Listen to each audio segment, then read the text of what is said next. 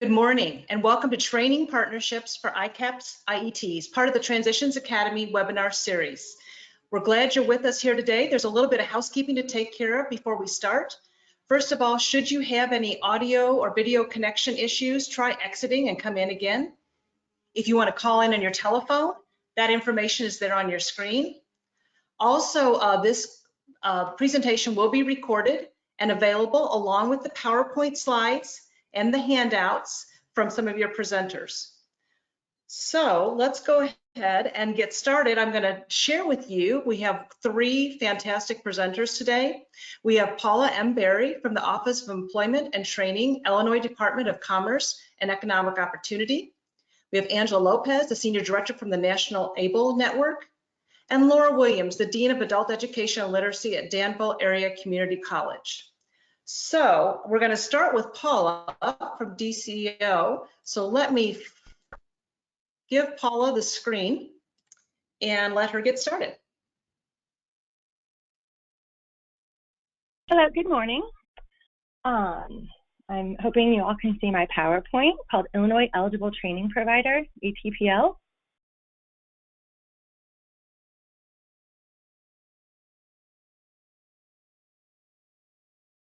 Yes, we can see it. Yes. It's a beautiful thing.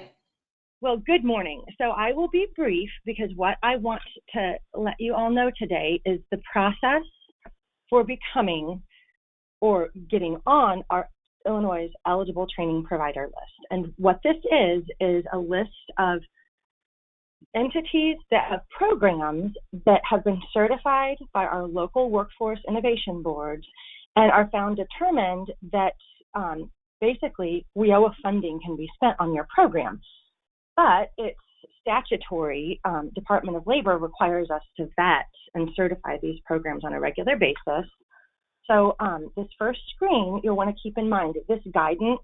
There's guidance from Department of Labor, which is the TEGL, and then our own policy unit has a policy, and this has step-by-step procedures for what I'm about to tell you just with our systems. Where is my here?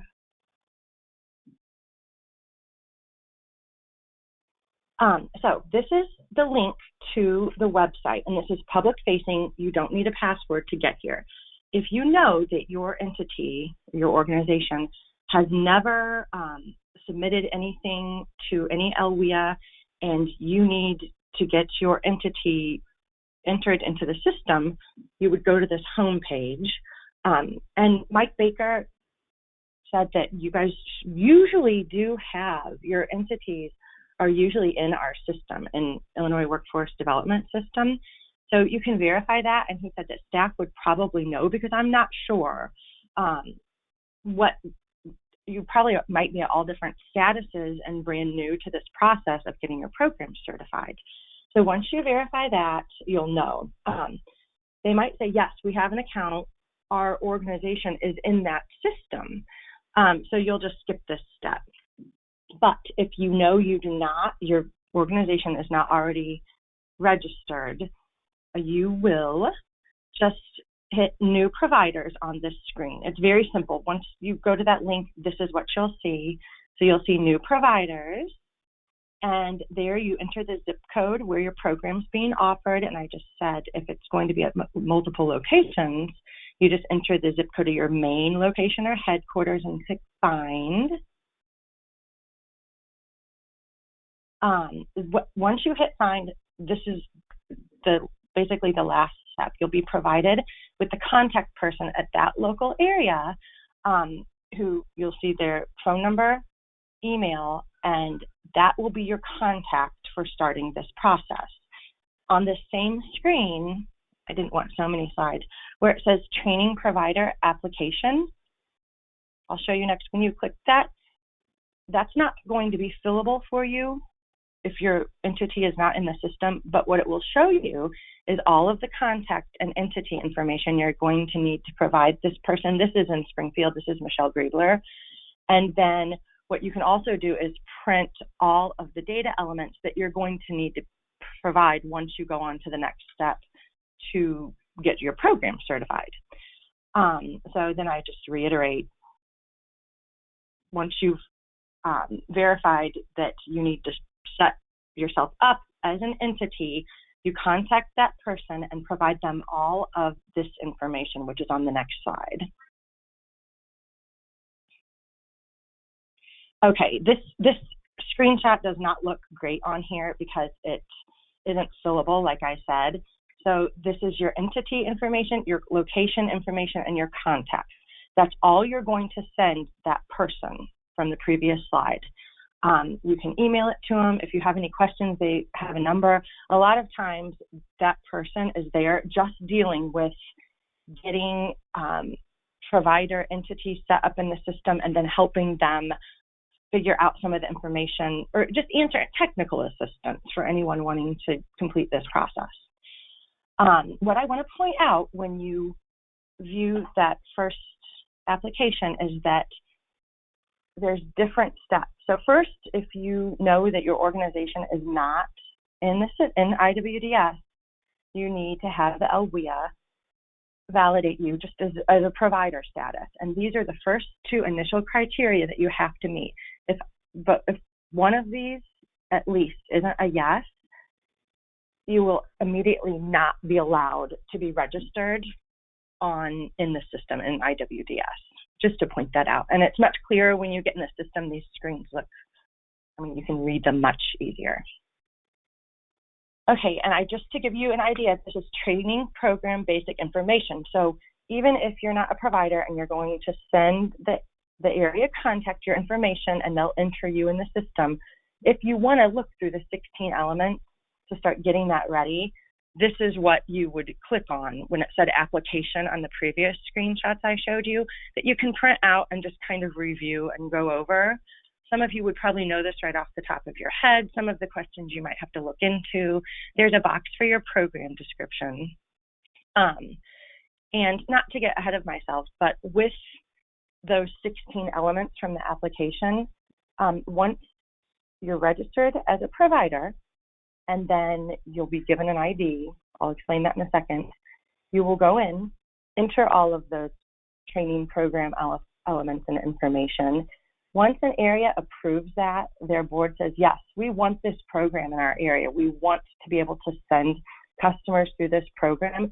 All of the information you're entering in IWDS for that application I showed you is going to sync up with our public-facing side, which is Illinois WorkNet, where we display all of the programs on our eligible training provider list.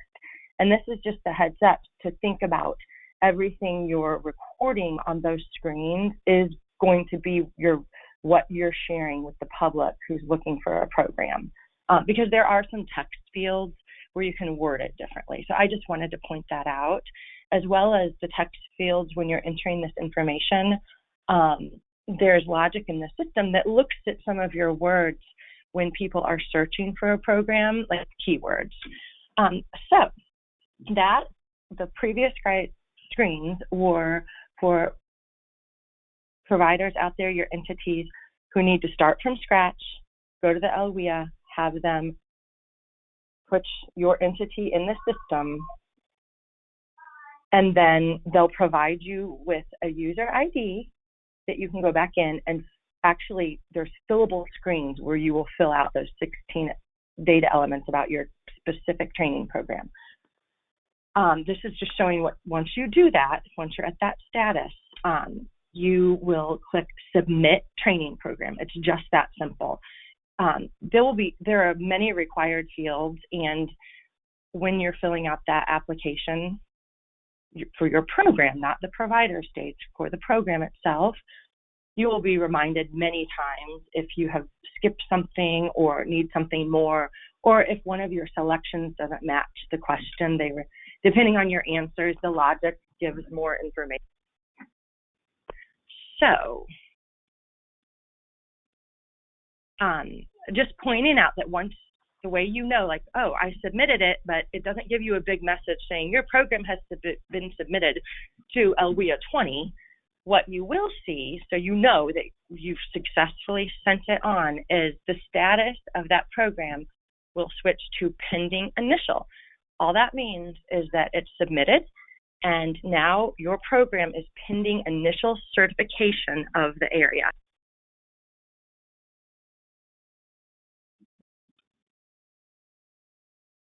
Okay, so that was a very short presentation.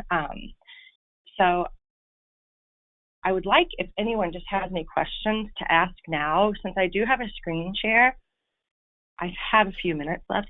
I could probably get into our test environment and click through the actual screens in the system. If anyone would really like me to, or if Sarah, you think that would be helpful. Sometimes Paula, there's a question. You have a question. Oh. Someone wants to know if the Secretary of State adult volunteer literacy programs can be listed in the system. That would have to be my position here. Isn't to determine which programs may be listed. You would know that once you submit that specific program information to the LWIA through this process. They may not have to be. Depending on the type of program, the programs that are included on this list are providing an industry recognized credential. So the LWIA themselves would have to look at all the elements of that program to decide. In certain cases, and this is new because of our services, supporting type programs and career services don't have to be on the ETPL because they're not considered training. So the types of programs that must be vetted and certified on the ETPL are like occupational skills training, certain remedial training. So not remedial trainings, not developmental trainings, but skill upgrading. I mean, those are the type of programs funded that they want on here. Okay, and I guess the next question deals with timeline. Someone was wanting to know if an adult education program could be listed for the summer of 2020. So I guess that's more of a question of how long does the process actually take? Like, could they be ready for this summer courses? And their summer courses usually begin in like June. At this point, I don't want to speak for the LWIAs because these all go to the board, and it would depend on when the boards are meeting. And in the circumstances right now, I think it has slowed up the process. I know they're doing everything they can to. They can look at these, but they have to take them to the board, so that would be the holdup there.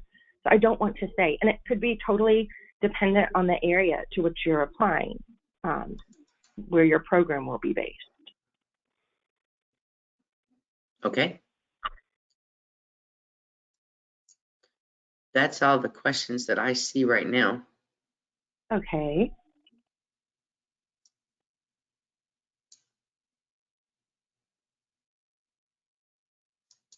So if you would you like Paula to show us a little bit more, take us to the site, or would you like to move on? I think that'd be fine if she wanted to take us and show us the site. Yeah, we have a little bit. Like, do you have a couple minutes? Because that's, I mean, like I said, it's the areas who are going to ultimately decide on the program. But I do know that even programs, colleges who have been in the system forever, so their entities set up, but they get a new program and they go try to submit it for initial. And then you also have to get recertified. I mean, there's little technical difficulties that people come across. And just so you know what you're looking at, let me get to my 5X test.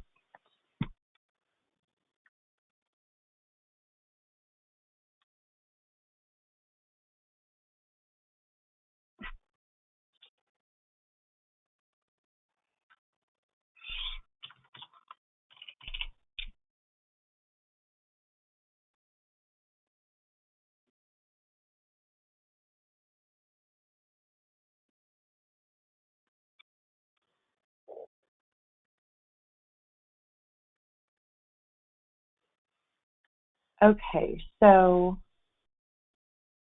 I need to share, I can just move this. Now, are you seeing a search training program screen in our system?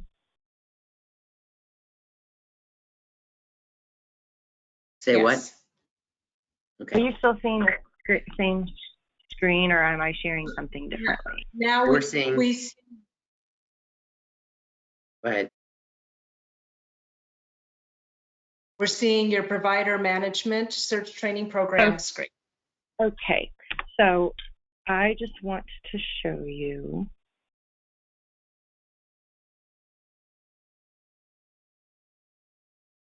Okay, so if you're a provider and you know say your college or entity is already in the system, you search them that way, just by the name. You would find your program in the list, and when you view the program, that's where they're pending their first program. If I were to update this is what you will see. So say you're verified, the LWIA said, you are recorded in our system. Here is a user ID and here's your login. Now, all you'll be able to do is go into this screen and record your program information. The pending initial, like I said, that status will happen afterwards. The LWIA that will be set up for you, that's going to be the LWIA to which you applied. And then this is just this is a test program, but these are all the fields that you will complete. They're all required. So just so you know, this is what it's going to look like in the system. For this field, it's a new requirement.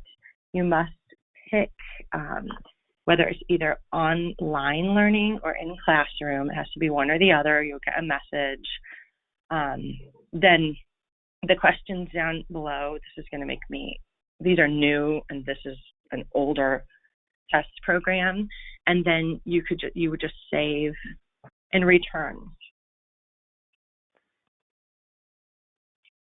So it's requiring more information, but just so you know, that is exactly what the screen will look like once you're registered as a provider.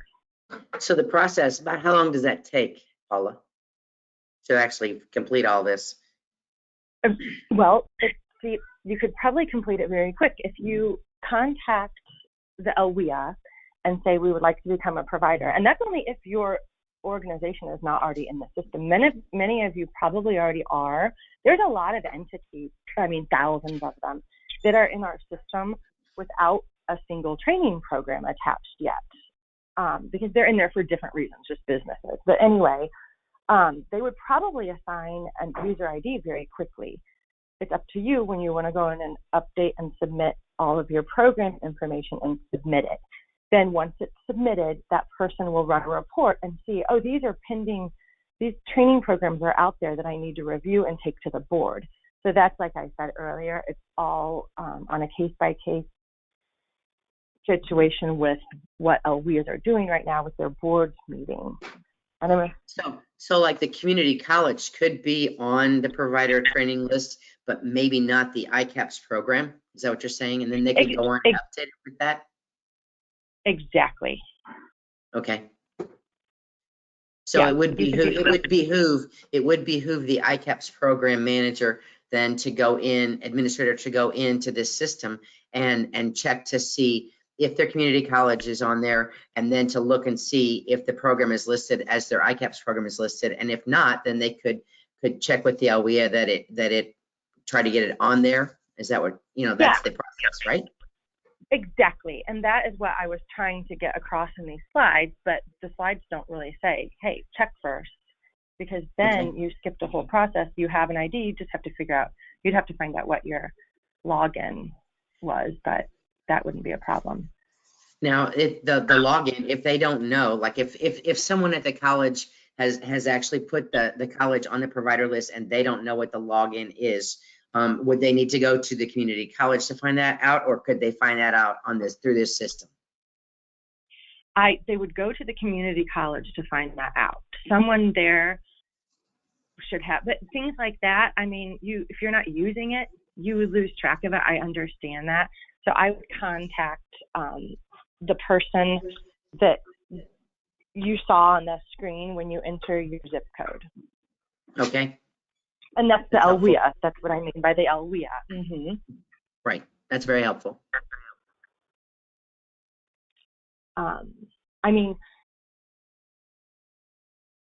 depending on how many, I could probably, if you send me an email, my contact information, and you're pretty sure that your entity is already registered in IWDS, I could look that up for you. Okay, thank you. Oh, you're welcome. I don't see any more questions. If Okay. anyone has any more questions, they might, if you'd be willing to hang on, if someone has a question later that refers back to this piece, we'll bring that up at the end. Is that okay with you? Sure. Okay, great. Thank you, Paula. Thank you so much. Have a good day. Thanks. So now let's go ahead and move on to our next presenter today, and that's Angela Lopez. So let me flip it over to her.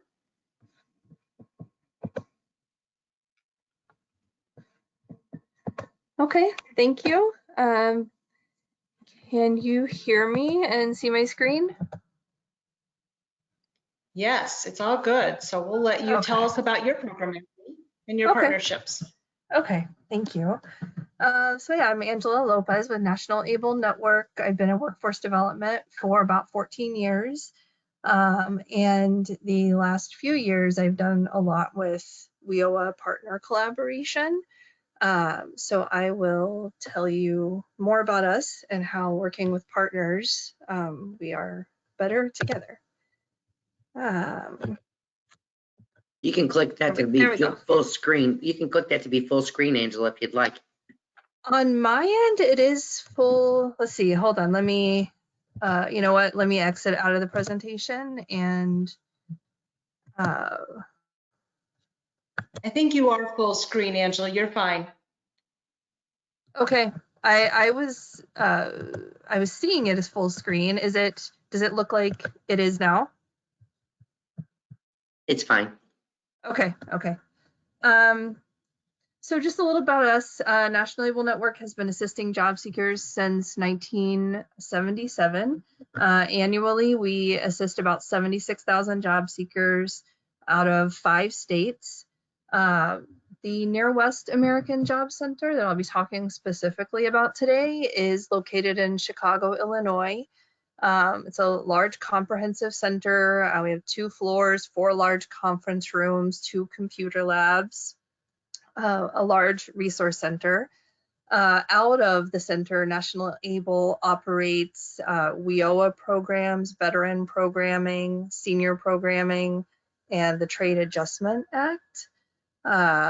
And the picture you see of a bird, I wanted to include, we actually have this as a large mural as you walk into the center. It takes up an entire wall.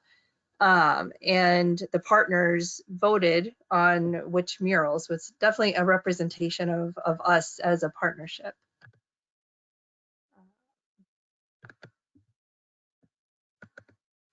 There we go. So who are our partners? We have both state agencies and nonprofit agencies working together. And of course, we're primarily there to help customers with the end goal of attaining a job. But of course, customers who are working on their job search need more than just resume assistance or interview assistance. They may need any other number of supportive services to actually focus on their goal, which is of course the primary benefit to working together with other partners. I will show you later more specifically who our partners are. There is a document that actually lists them. Basically, anybody walking into the center, we can help, and that's the idea. Is that through partnership, we can actually provide very direct information and even direct referrals, so that it's not dependent on someone just receiving a brochure. We can do that too, but we want to have a little bit more information for them on how they can actually connect to all the services they need. So thinking back to forming partnerships, the role of WIOA mandated partners. So under WIOA, of course, there are partners that we are mandated to work with, which is an important component. It's a good way to start for sure, because It means that there's buy-in on all levels, that there's mutual understanding on all levels. But something that we did is fairly quickly we started adding new partners, which made sense to us. So we went beyond the WIOA mandated partners. When you think about other community-based organizations, nearly every community-based organization has job seekers among those they serve, but they're not funded to necessarily assist the job seeker with an expertise in job search, but we are. So it makes sense to have them connect to us, and it makes sense for us to connect to other community-based organizations because our customers can certainly benefit from a direct linkage. And so, so we definitely, among our partners, have both the mandated partners and partners who are with us by choice. And in the meetings, you really can't tell. It's seamless and everyone is just there working together for the good of the customers. There are some fundamental pieces that actually keep this going.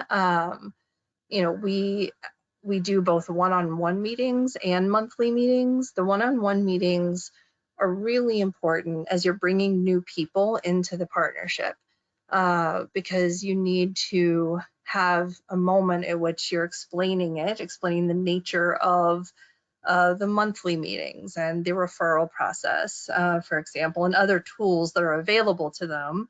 And I'll get into that a little bit later. And so one-on-one meetings are something that we definitely keep going, especially if there's turnover or if the partner is just brand new to the group. But we also, of course, have monthly meetings because it's important for everyone to know and to be able to depend on a time and place when you're going to be together. And I'll talk more specifically about that right now. So our monthly meetings take place once a month for an hour. And we go over survey results, so customer surveys, and numbers, so traffic flow numbers. We always have program introductions and updates, and we talk about collaboration opportunities. And what I would actually like to do is show you an agenda for our partner meetings. This is one of our agendas. So you see, we always start off with program updates and introductions so that we hear from each other, and people do come to depend on that. And we limit the updates typically to about 2 minutes. And if someone needs more time, they can let me know and I'll work that into the agenda. We talk about numbers, and I'll show you the numbers report quickly. This is what the numbers report looks like. And sometimes it feels counterintuitive to hone in on numbers because we're so much about the personal experience, the customer, but we have solved problems in talking about numbers because as we're looking at, it's basically a traffic flow report. That's what this is. As we're looking at numbers, people may spot something that doesn't look quite right. And then the resulting conversation helps us understand if there might be a referral documentation issue, or if maybe sign-in sheets are not getting where they need to go. And so this actually, we look at this, I would say we take maybe 2 or 3 minutes, not much, but it has actually helped us solve some problems. And then we also focus on collaboration opportunities. So you see here that we talk about upcoming dates and decisions. We make decisions together, which I think is important. This isn't one agency making decisions for everybody. We talk about dates that'll work. And I'll talk a little bit more specifically about some of what you see here.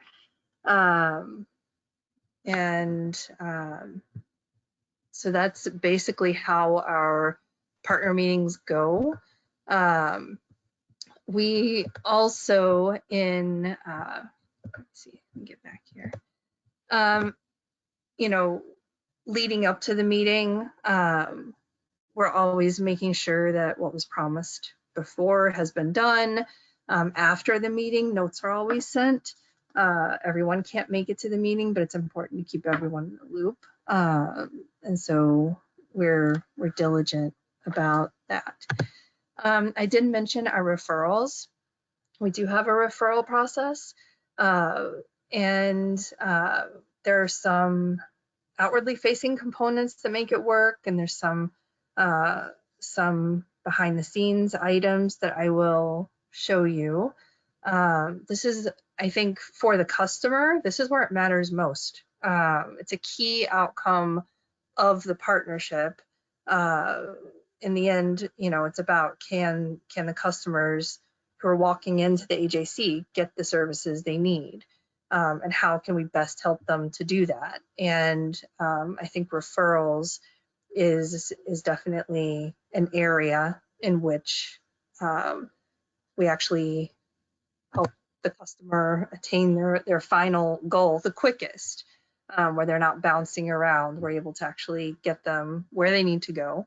I will show you two key components that hold it together. So this is the services summary chart. And this list, the partners, the services that are available, benefits offered, basic eligibility, and it's clearly in a nutshell. We wanted to make it very approachable. This is something that's handed out to all staff of all partners. And we wanted it, you know, to be something that wasn't too big to look at and to understand. And then down here we have referral instructions. To go along with this, we have a referral form. You'll notice that there are actually not program names or agency names on this form, and that was on purpose. This is a form that can be used by agencies or customers, and we thought, well, what matters most when someone has a need isn't necessarily the agency name. That could even be a barrier if they can't remember it or don't know it. They need to just identify the need. And then those of us who do know the agencies can take care of where that referral actually needs to go. So this is a form that anyone who has this form, however they have it, they can do something with it. So the customer can submit it for themselves, an agency can submit it, and then National ABLE actually operates as kind of the clearinghouse for referrals. So we accept them and make sure they get where they need to go. There are some behind the scenes pieces that are necessary to making this work. One of them is a referral tracking spreadsheet. This is documented for every single referral. And so we just document it, you know, where it came from, where it's going, and whether or not there's at least a response that the partner received it. We don't need to know all the details, but we do need to know that they saw it, and they acknowledge that. And then another element that is necessary to making it work behind the scenes are referral contacts. This is actually a really important piece, because if an agency is going to agree to receive direct referrals, and if we're telling that to the customer, it's really important that that agency has identified who's going to actually receive the referral on their end, and that they've agreed to a certain amount of follow-up. And so this is, you know, the person who's actually, for example, checking emails at the referral inbox has this sheet, and therefore knows that when a referral comes in for the CSEP program, they know exactly who to get it to, what the email address is. And in our area, mandated partners are required to respond within 2 business days, so we keep track of that.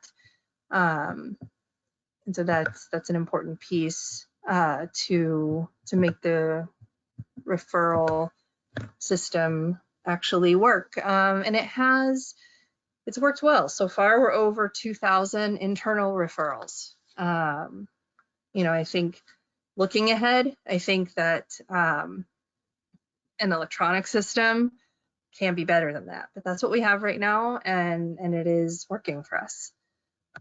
We do have some additional tools that I wanted to show you. The What's Happening is a weekly schedule, and I'll bring that up in a minute. We have a lobby table option, and so we have in our lobby, you know, on a slow day, we can have 100 people coming through. On a busy day, it can be 300 or more. So we offer a lobby table option. If a community-based organization, one of our partners, wants to have a table in the lobby so that they can actually, you know, have people just walk up and engage with them without any appointment, we're able to accommodate that. And then we have Workforce Wednesday, which is a monthly mini job fair that partners can refer both job seekers and employers to. So the What's Happening looks like this. And this weekly schedule goes to everyone in the building. So it goes on all desks and it's emailed out. And it just gives the activity name, who's in charge of it, start and end time, the location within the building, and whether or not you can just refer someone to walk in. And then there is a comment or an announcement section down below. Anything can go there. Sometimes people give us, you know, an announcement they would like us to post. For example, here's another edition that went out. And we have a local job lead with one of our partners. This one had upcoming events for customers, events for staff. And this just helped, I think, demystify what's going on in the building. I think people felt like maybe we were all going in the same direction with this, and it's become a really important piece. The lobby table schedule looks like this. This is something that we have posted in the lobby, and then it would also, as it changes, it would be given out, you know, to all staff and emailed. So this is just, you know, it features moments during which customers can just walk right in and talk to a representative. And then Workforce Wednesday. Just briefly, these are the flyers, and a benefit to this is it provides a job fair opportunity that everybody knows will be available once a month.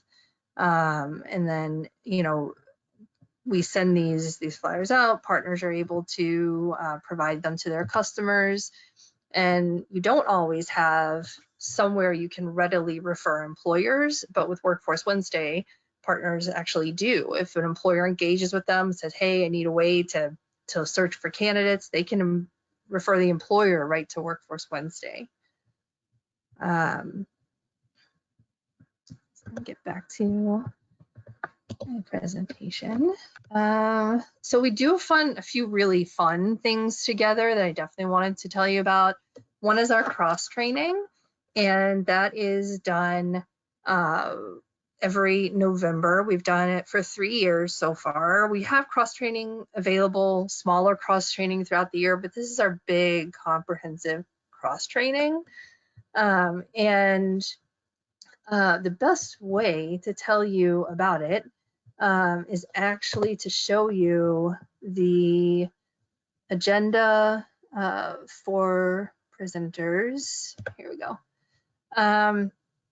And so this is, this gives you an idea of how it works, because we really want everyone in the building to hear directly from the programs, which is a lot. We have upwards of 80 people in the building, and you know, and then we're working with a lot of partners. So what we do is each partner actually has 6 minutes for their presentation. There's 1 minute for questions. It's really fast paced, as you can imagine.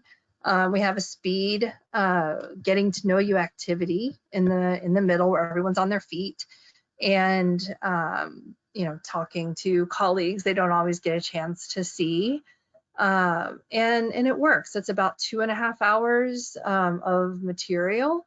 But I think because it's so fast, it's been well received. There is a lot of preparation that goes into this. You know, we collect the material that each person needs. There's no time to work through putting in a different thumb drive, or, you know, you need it all ready to go so that as presenters are answering questions, someone else gets up and actually brings up the next presentation to keep things going. In our building, we do it twice. We have to repeat the whole thing in the afternoon because we don't have space for everyone who attends. People also tend to come from outside the building, so we don't have space for everyone who attends in just one session. So we're all ready to do it 2 times. And then I will show you as well the, let's see, where to go. Here we go. The agenda, this is what the agenda looks like for participants. So we have the program presentations listed, and then afterward on this day, we also have a potluck. So everyone is eating together in the middle of the day. Of course, part of this is learning what others offer, and part of it is just the ability to build rapport among the variety of partners in the space. And it's worked for us for both, for both, with both goals in mind. This is the wheel that we use for the speed getting to know you activity. We have questions on there like what was your favorite cartoon growing up, things like that. And then it's also fast paced where people are on their feet. I can, if anyone is interested in specifically how it works, I could talk to you later about that. And then everyone gets a folder, and you see that here. You see the services summary chart peeking out, the referral form, the agenda. So as presenters are presenting, everything in the folder is in order, and people are able to see the flyer that's actually associated with that program. One impact this had was that we saw referrals go up.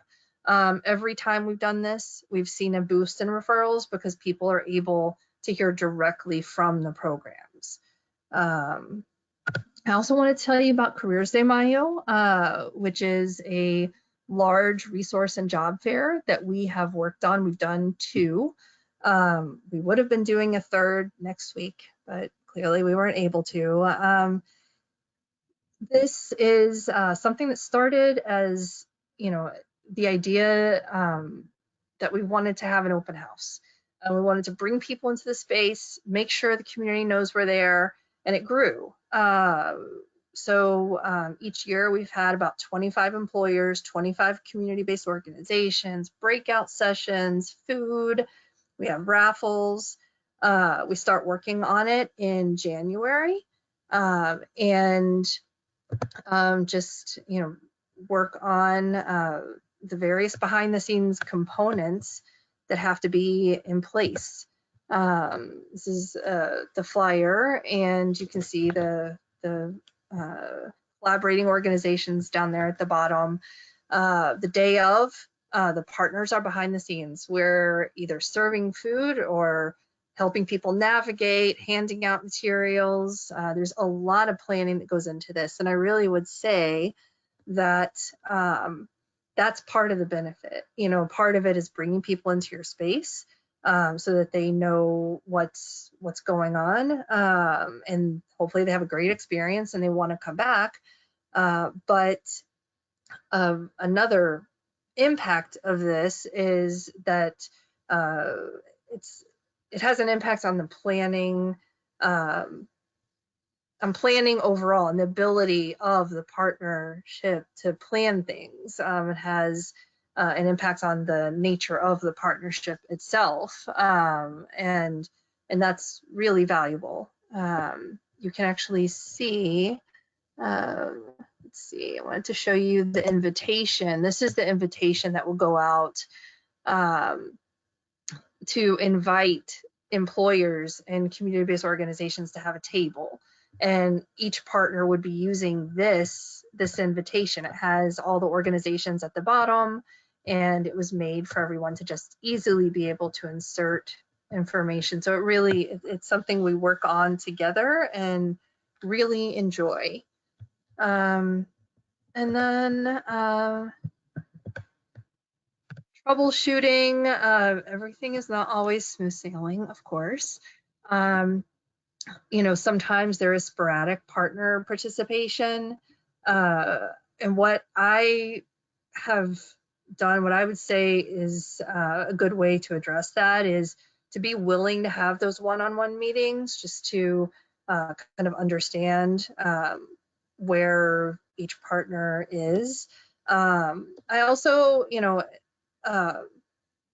make sure to still include all partners in the notes that are sent. If someone notifies me that they can't make it to a meeting, I make sure that I say that during the meeting so that people see that, you know, it does matter to notify if you can't make it. And then I also offer to share updates if a partner can't attend. You know, and I think we also stay flexible. If someone can't make it to a few meetings, it's okay. You know, we're glad to have them when they can make it. And then low referrals, you know, it took a while for the referral process to get up and going. We definitely saw agencies picking it up at different points. And I think we just had to make sure that we kept talking about it and that we were, you know, keeping it in mind for everyone, and that we were reporting on it, so people could see that making a referral will actually help your customer, you know, help your customer out as anticipated, that we're definitely, this isn't something that's going to come and go, that it's here to stay. So are there questions?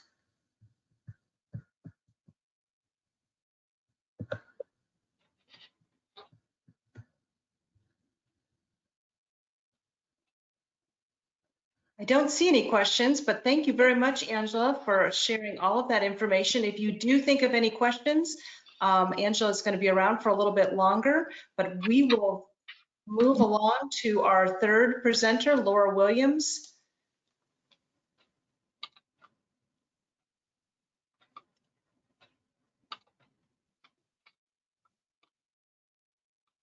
Good morning, everyone. Thank you for joining us. Can you see my screen?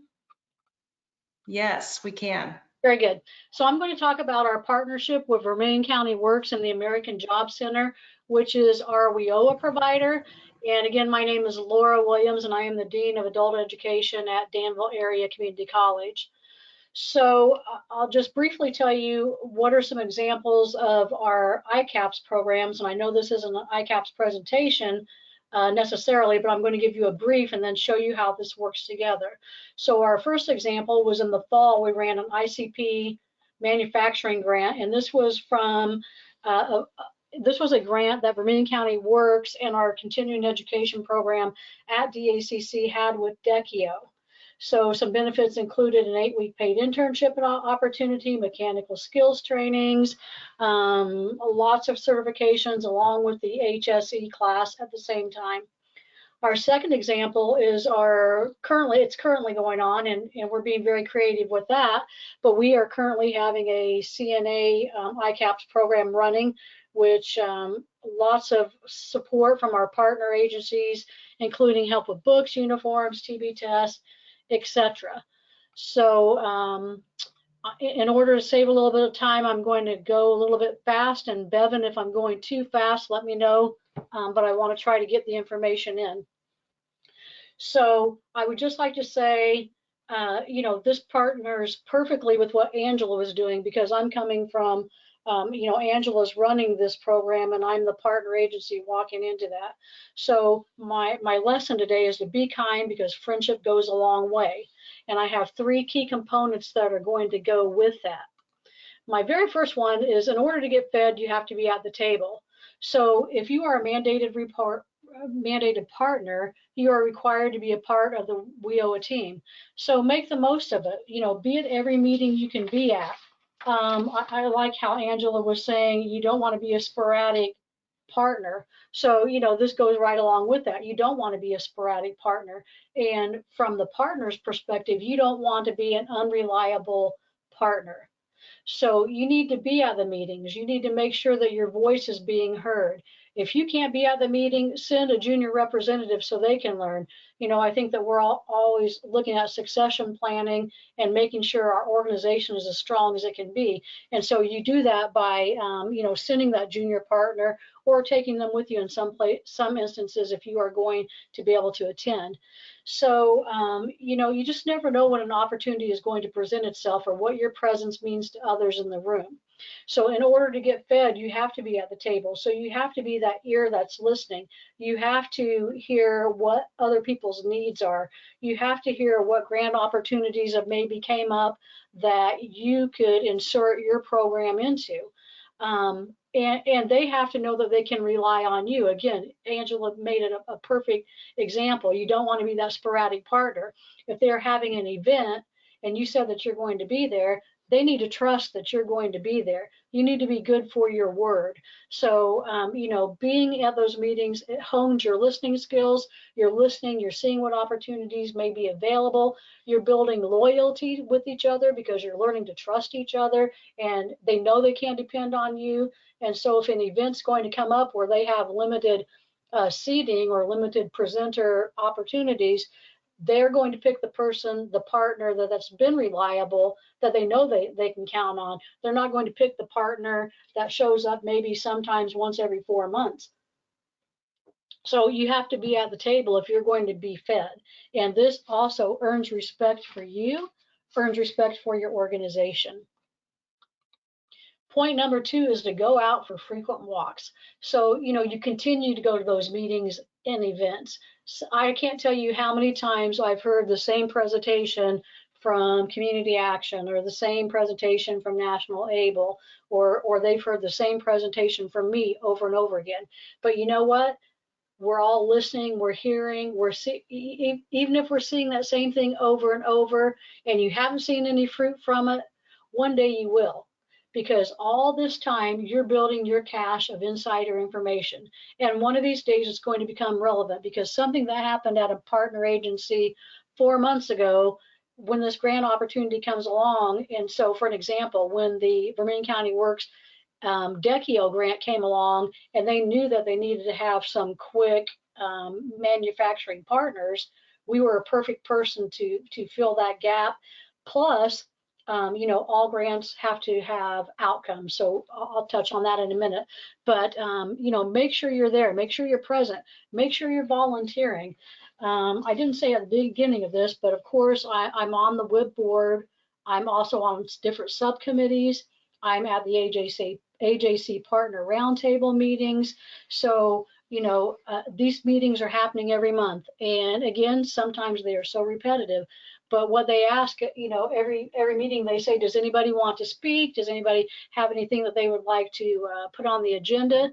I'm raising my hand every other month to make sure that I'm staying relevant, that I'm staying in front of people, and that they're hearing my story.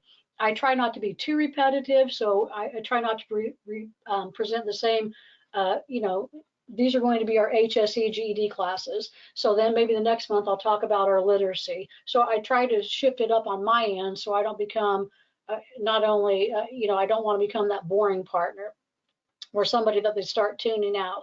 So again, just go out for frequent walks. And then getting into the mutually beneficial relationships. This is my 3rd point.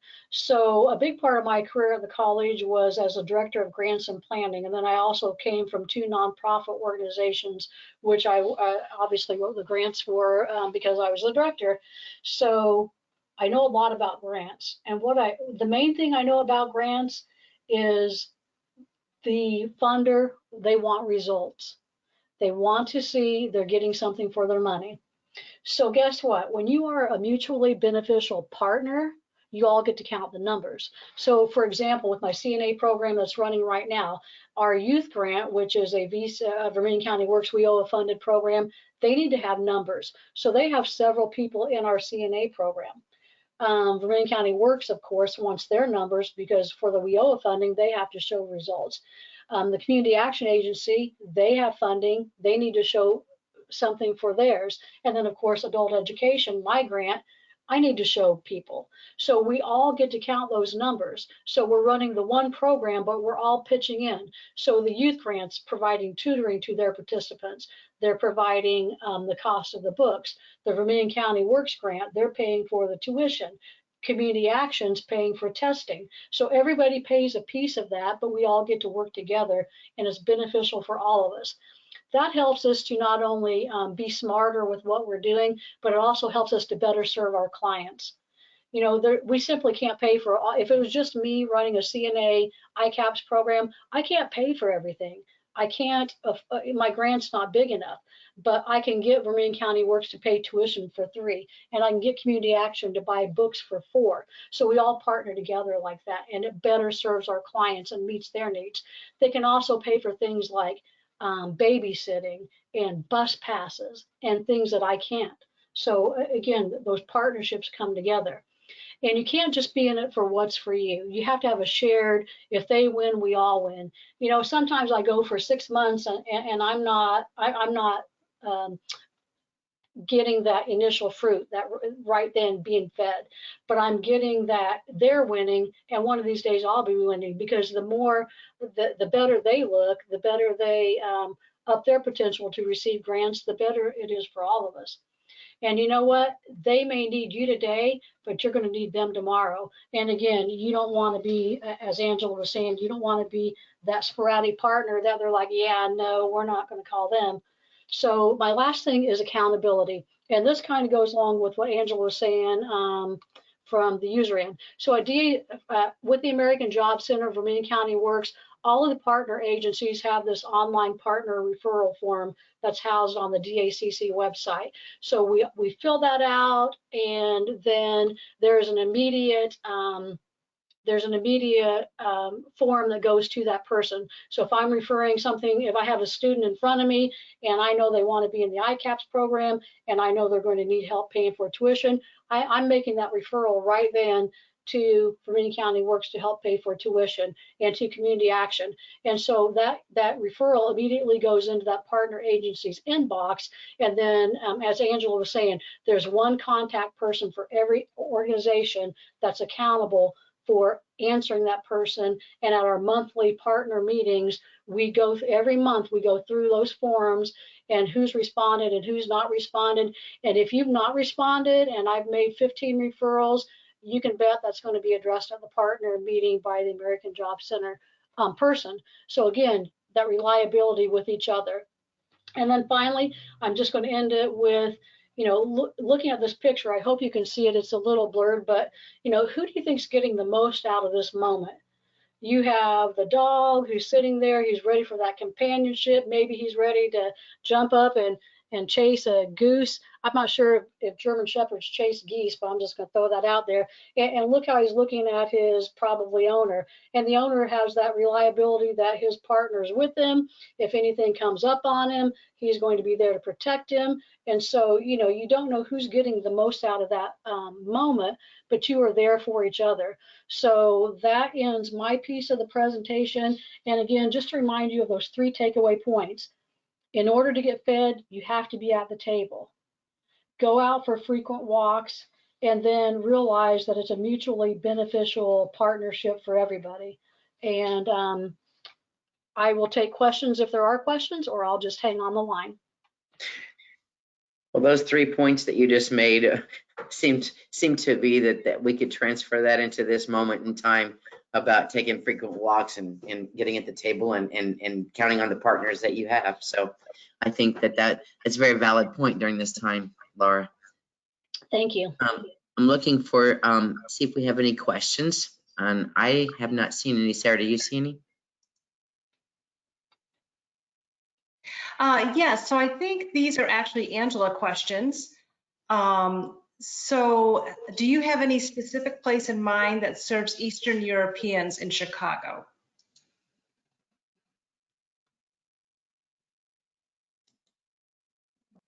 Sorry, I was on mute. Well, with what, I guess, if that person could specify a little bit more specifically which services.